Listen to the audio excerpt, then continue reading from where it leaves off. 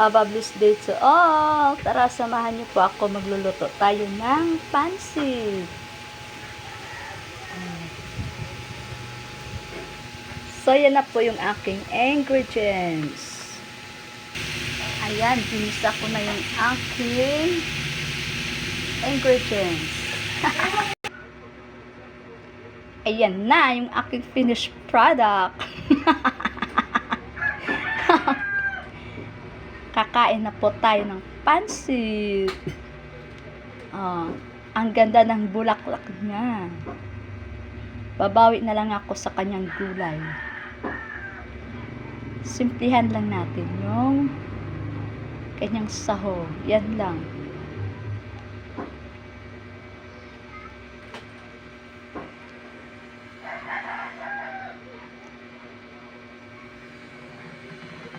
Order na kayo.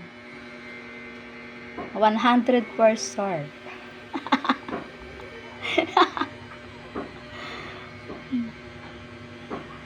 Favorite ko to eh.